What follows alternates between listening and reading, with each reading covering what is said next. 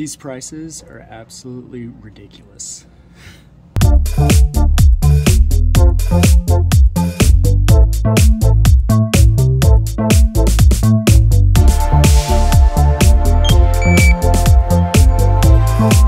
Thank you for shopping at the Home Depot.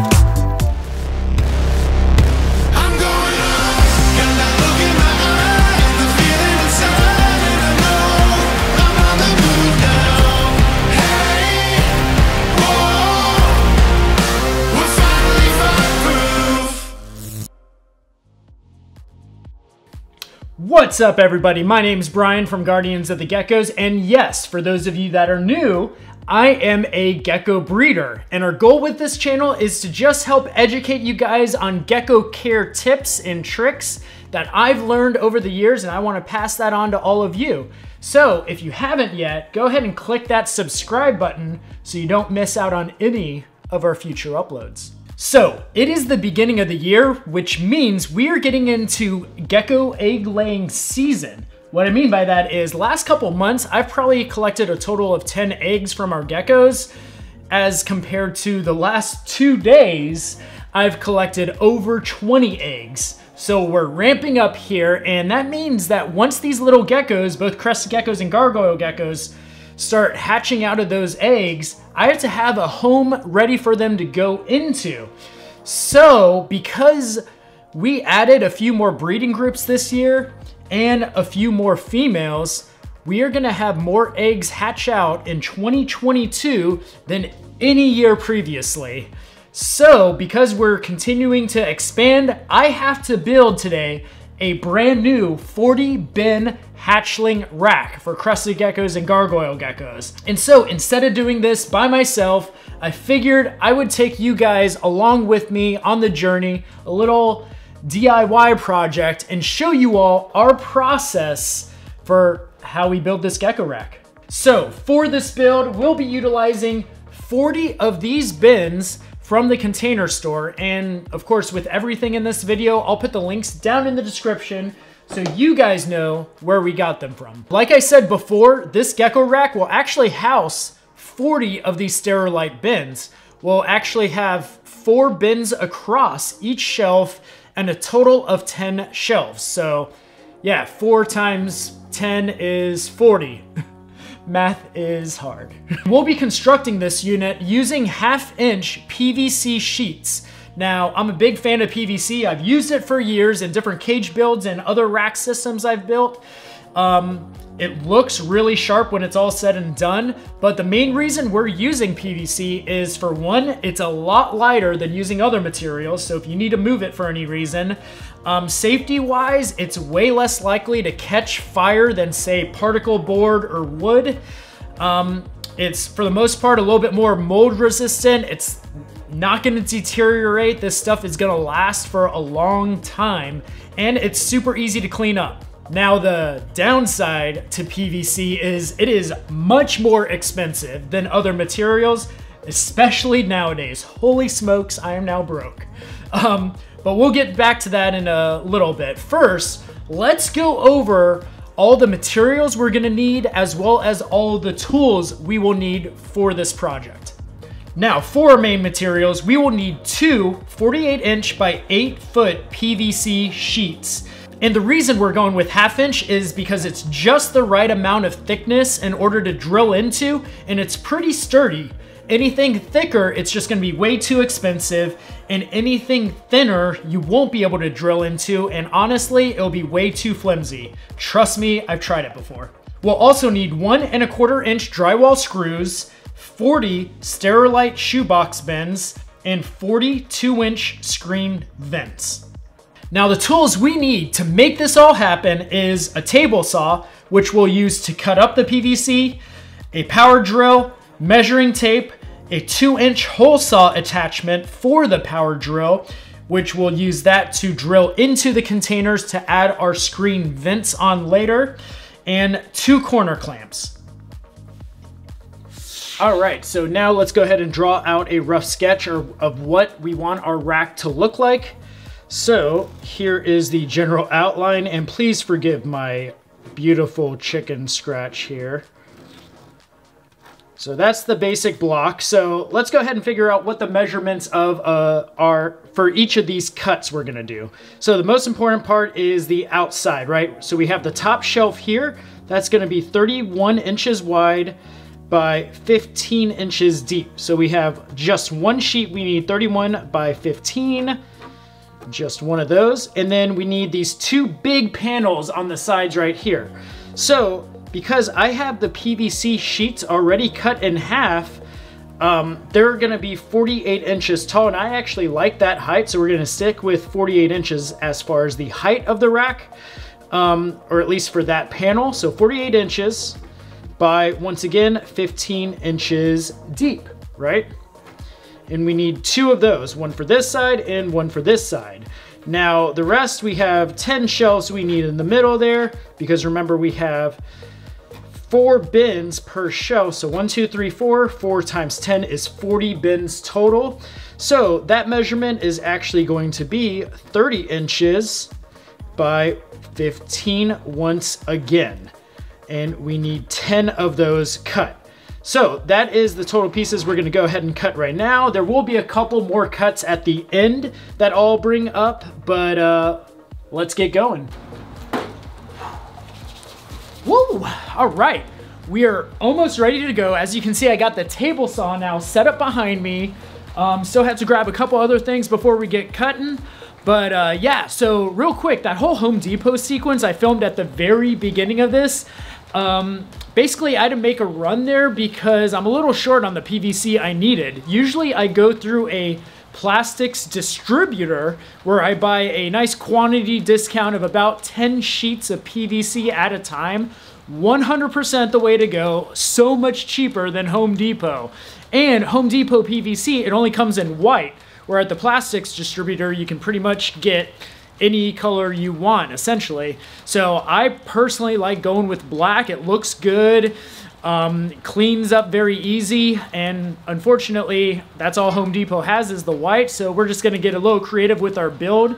Basically, we're going to do just the top shelf white and the rest of it black, and it should still come out looking like I planned it that way.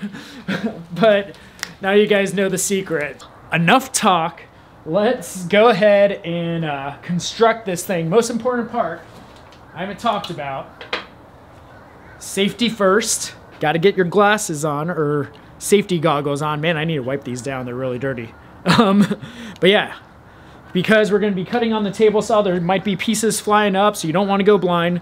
And then this is really important too. I definitely recommend when working with any kind of plastics, a respirator too, because this stuff is like full of chemicals, super hazardous. When you're, at least when you're cutting it, you're releasing those fumes up into the air that you're pretty much hovering over, and you don't want to breathe it into your system. So of course, once it's cut and wiped down and clean and everything, completely safe for the reptiles, but you just don't want to breathe in the actual particles as they're flying up into the air. So definitely get a approved respirator. So anyways, let's go ahead and get cutting.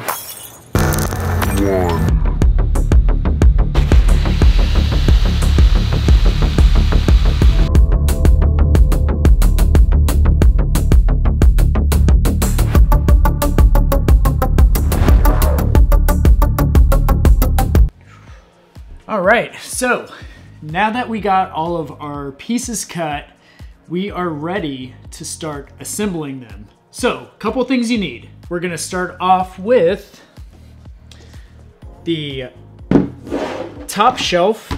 Like I said, we are going to be using the white shelf as the top, so that way the entire bottom looks, for the most part, aesthetically pleasing, with a nice, vibrant white top. And then, so we're gonna get that piece, and then we are also going to use the two long pieces that we cut as well, because these are going to be basically attached like this on the sides. So one will be there, and one will be there. So now let's grab our two corner clamps here, and we're going to position the side panels at a perfect 90-degree angle using these as a guide so we can begin screwing the pieces together.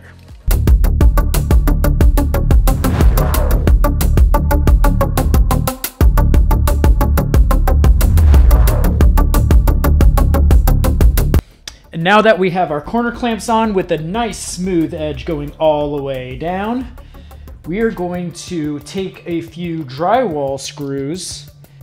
We're gonna do one drywall screw going in on each corner here, and then one directly in the middle as well. So a total of 3 on each side.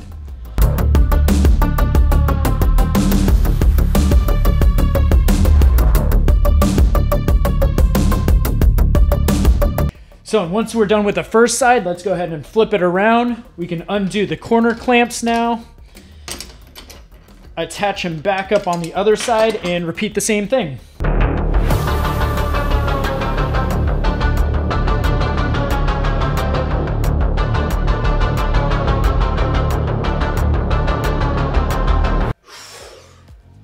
Hey, what's up? So, next step, now that we got our top shelf and side panels installed, ready to go, we're gonna start working on each shelf and go up from there. So, easiest way to do this, obviously we have the entire rack flipped upside down. So this is the top shelf that's on the bottom right now. So we're gonna kind of work backwards basically. Easiest way to do this now, since we're upside down, we're gonna grab 4 of our hatchling bins. Like I said, we are doing 4 cross for this project. It'd be really funny right now if those didn't fit because we already cut everything. So make sure your measurements are right. But there we go, they fit. And this is really important. I actually almost forgot about this. But so what happens is, and I wouldn't say messed it up, but the first several racks I built on my own, I did not account for this. If you actually try to pull out those tubs in the gecko bin, it's really tight and hard to pull them out. You got to use a lot of force, which is kind of annoying because building this thing is all about efficiency, right? So I actually saw this on another breeder's YouTube page. They did a video about this years ago. Reptile Edge, definitely recommend following them. He's an awesome breeder. I actually got one of my leechies from him. So the technique I'm going to show you that I'm stealing from him is we got to account for, give at least these bins a little bit of spacing to make it a lot easier to slide these little bins in and out, right? So we got this nice thin piece of cardboard right here. We don't want it to be too thick because if we give it too much space, then obviously the hatchlings are going to be able to escape, and we don't want that. So just this nice thin piece of cardboard, it's barely 1/8 of an inch. We're going to set this right here on top of the bins, and then we're going to grab our very first shelf. Put our first shelf down right there. Really, next step, super simple, is we're gonna get the drywall screws and put 2 in on this side and 2 in on this side, and that should be good.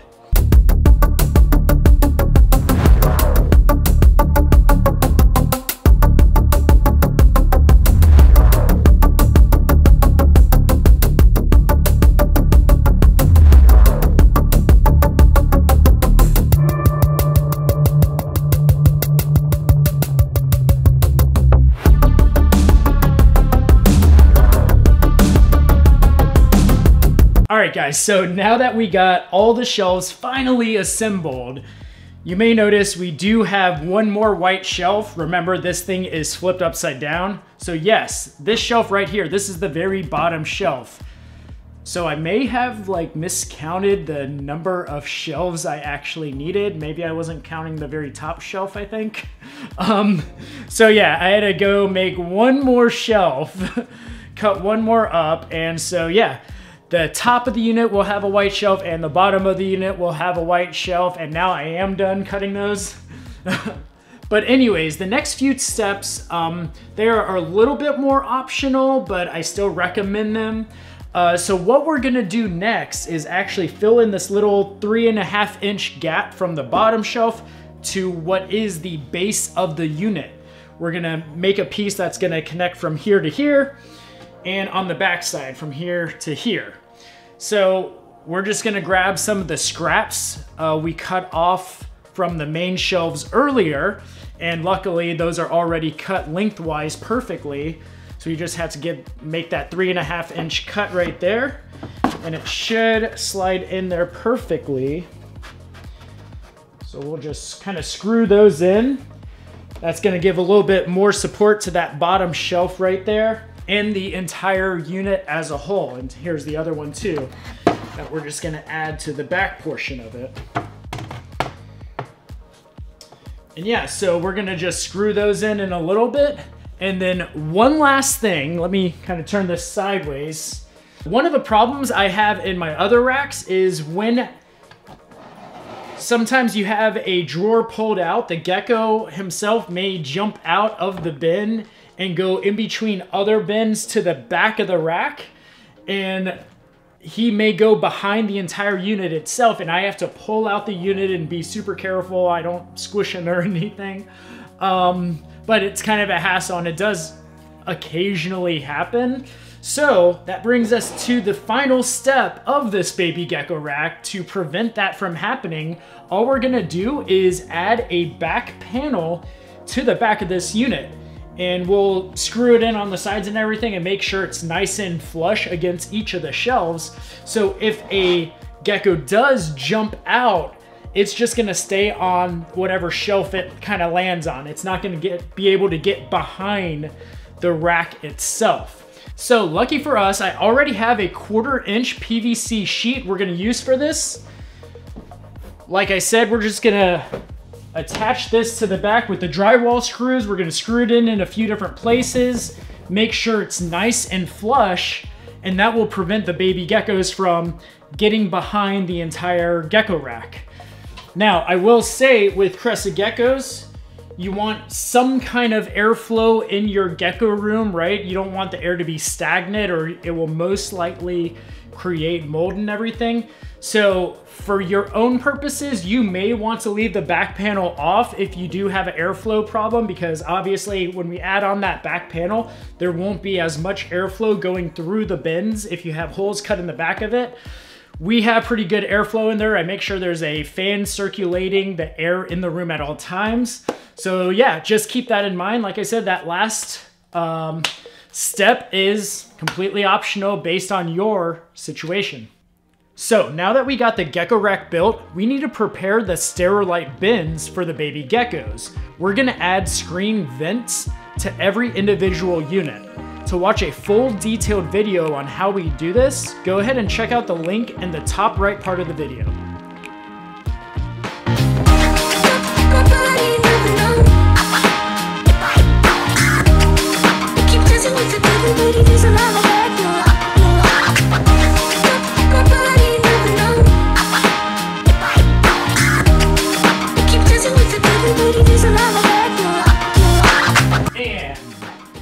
There you have it, the completed baby Crested Gecko / baby Gargoyle Gecko 40 bin rack.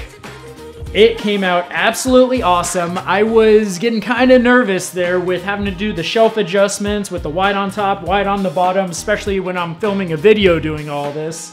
But actually I am digging it. It looks absolutely awesome. Even matches the sticker I put on the side here. Yeah, we added the baseboard that I talked about so no baby geckos can escape through the back and get lost behind the rack. We got the baseboards on the bottom too, so it's pretty darn secure. There's no way this thing's gonna tip over or anything. And the measurements with everything worked out absolutely perfect, which I was very happy with. And that's thanks to using that cardboard method when measuring everything out and drilling in each one of the shelves. It allows us to easily slide in and slide out these little bins without being too tight, but doesn't give any space where a hatchling could potentially escape out of the bin itself. So anyways, that concludes our DIY Crested Gecko project for today. Hope you all enjoyed this video. If you did, do us a favor and smash that like button. Make sure to subscribe to us if you haven't already. And I'm Brian from Guardians of the Geckos, and I'll be seeing you all in the next video. Peace.